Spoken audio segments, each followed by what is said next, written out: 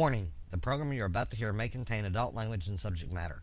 It is not intended for anyone under 18 years of age and whom is not mature. All views and opinions expressed within are solely those of this program's host, co-host, and guest.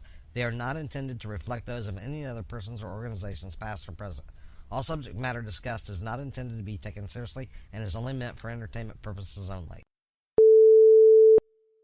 The light is on. Talk radio.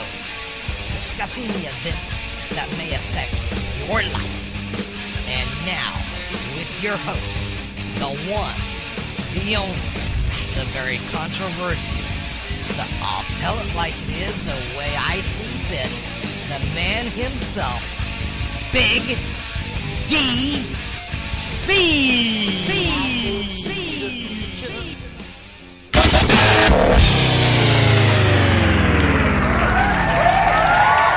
Welcome everyone. Thank you. Welcome to The Light is On. That is right. Welcome to The Light is On. I am your host, the Big DC. I actually was gone this past weekend. I left I don't remember, late Friday night. Was out of town. Didn't get back until Tuesday. I didn't do an episode of The Rant. During that time period, that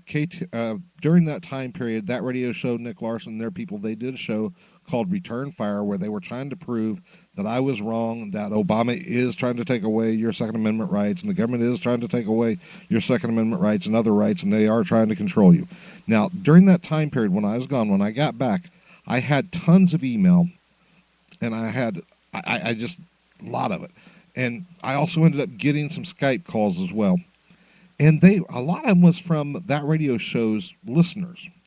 Now, what was so funny is that their listeners were telling me that Nick Larson did not prove his point, that he was completely off, that all the information he presented it from a very biased manner, and that they could not take what he said as being fact. And in fact, they did not believe anything he said. Now, that came from a lot of his listeners. Now, there was a few that also said they agreed with Nick Larson. But either way, that was neither here nor there. As I said, I got a lot of emails. I got Skype calls when I came back. But there was one email in particular that I got from a listener. And let me just tell you this. It was very, very compelling. Because this person is a person of great knowledge. This person has great understanding of constitutional law and of politics. This person has 2 PhDs. One in constitutional law, one in political science. They asked me to read this letter on the air. I told them I was pretty much done, with the episode, of gun control and Obama and trying to control everybody and the Second Amendment. And they asked me to do it. Well, because of who this person is, and trust me, I was amazed that they even came up on my show. I felt honored. I said I would do it.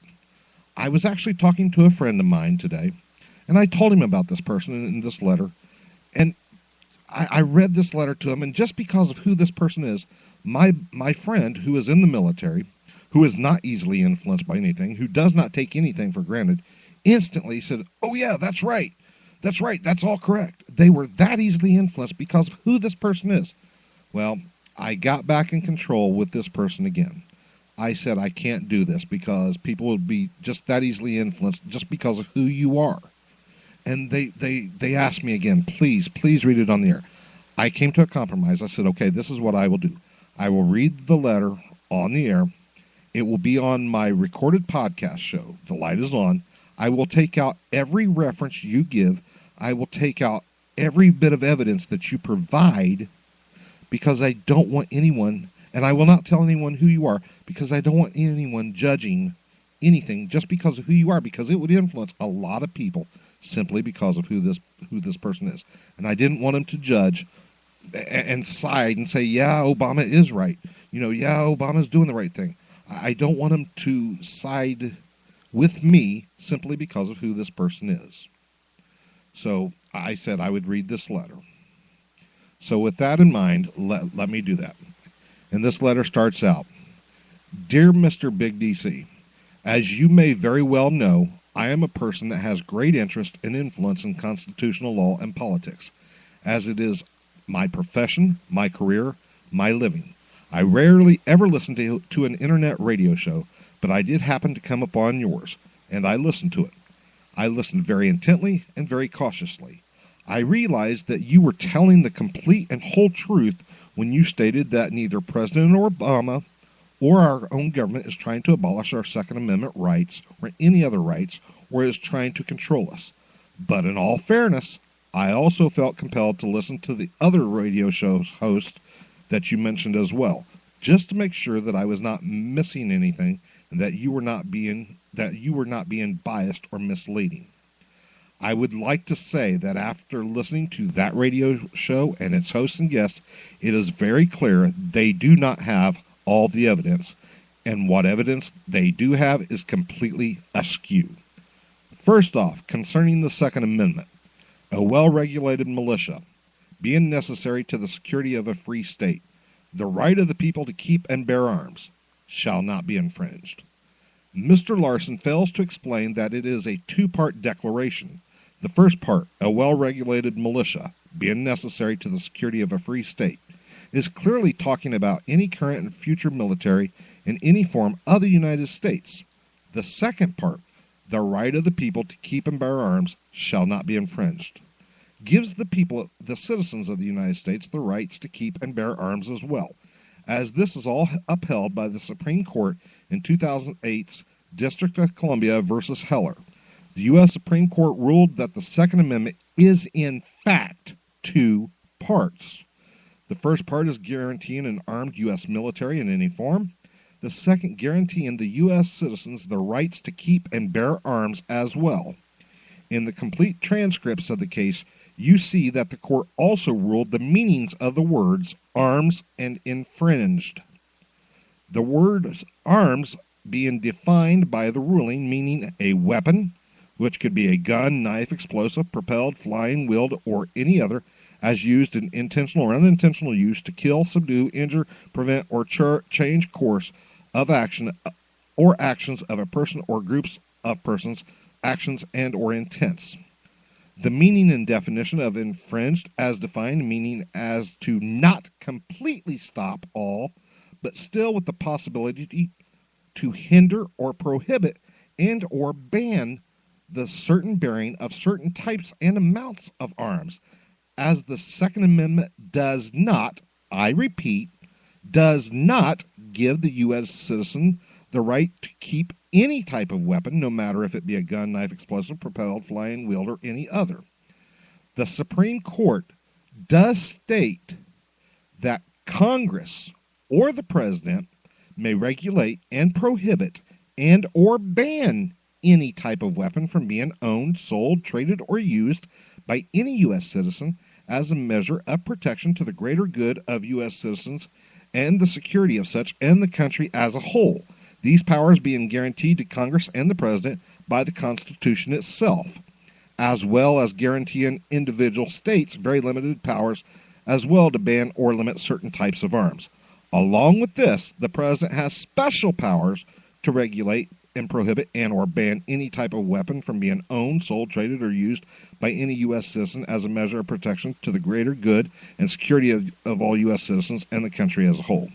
These powers also being guaranteed to the President by the Constitution of the United States. The President, and also without the President having to seek approval in any form from Congress or the people of the U.S. to institute any orders from these powers. Also, in 2009, United States versus Cohen, in a subset of that case, the Supreme Court upholds its decision that the word infringed in the Second Amendment does not guarantee a U.S. citizen the right to bear any type of weapon, whether it be a gun, knife, explosive, propelled, flying, wheeled, or any other, and that Congress and or the President has the rights and powers under the Constitution to prohibit and or ban any type of weapon from being owned, sold, or traded or used by any U.S. citizen as a measure of protection and security to the greater good of all U.S. citizens and the country as a whole. These powers being granted to Congress and the President by the Constitution itself as ruled back in the 2009 case District of Columbia versus Heller. To say that Mr. Larson's attempts and its statements about the Second Amendment are wrong would be a correct assessment. While the Second Amendment does guarantee the right of the people to bear arms, it does not, I repeat, it does not guarantee what types of arms they may be, and as assured by the Supreme Court's ruling of the meaning of the Second Amendment and the laws of the Constitution itself, the Congress and or the President, under constitutional law, may and can prohibit and or ban any arms or weapons as they so deem fit for the greater good and security of the people in this country. Now, you heard that so far, folks. Continuing on with this letter, he says, so while we as the U.S. citizens may keep and use arms or bear arms, guns, or any kind of weapons, we are not guaranteed what type or how many. But Congress and the President can prohibit and or ban any type, no matter if they be in common use or not at the time, all for the greater good and security of the people according to the Constitution and the Second Amendment. As Mr. Larson has proven, he does not even understand the Second Amendment, nor its meaning, or even the U.S. Supreme Court's rulings on its meanings and definition. No other rulings since the 2009 ruling has changed the meaning of the word infringed or arms. Next, I would like to address Mr. Larson's claims that his thinking is similar to Thomas Jefferson, George Washington, and other founding fathers of this great country. And the letter goes on to say, let's see here. Contrary to what Mr. Larson has said in 47 different, he says, contrary to what Mr. Larson has said in 47 different letters from the 13 colonies by each of their leaders, some sending more than others, sent to England starting in February of 1768 up to March 1774, the leaders of the colonies warned King George III and the British government that they will war, and they did use the word war, against England and the Crown. The colonists claimed that they came here in pursuit of more fertile farmlands, of life less restrictive of taxes as they were British subjects and should not be taxed under parliamentary laws, and more freedom in religious beliefs. Now keep that in mind, folks. I'm still reading this letter. King George. Where am I at? Oh, yeah. Here we go. They also said that even though King George was not requesting any weapons to be returned to England or to British soldiers, they would fight if they did not get their way. This letter goes on and says, each of the 47 letters claimed the use of the words war, fight, and die in describing how the people of these colonies will respond to any attempts from the government to subdue them any further. During the Revolutionary War from 1775 until December 1781, King George himself sent a total of 22 letters to different leaders of the colonies and the colonial armies. King George made references to how he believed that Thomas Jefferson, Benjamin Franklin, George Washington, and others that he mentioned by name, while they are great men of vision, their vision was slightly askewed and lacking, and their attempts of self-governing was in sense an act of destroying England's own self-preservation. It was also considered to be the utmost and traitorous events, but in fact was not the acts of any radical thinking by these men, just simply prohibited by English law and punishable by death. King George's letters made attempts to get the people of the colonies and the colonial armies to forgo the rest of the war, subdue those men, and turn them over to British troops to where they would be returned to England to stand trial for crimes of being traitors against the crown and to be executed as punishment. King George also stated, as punishment, the colonies themselves would suffer more taxation, relinquish some lands to the crown as government property, as punishment in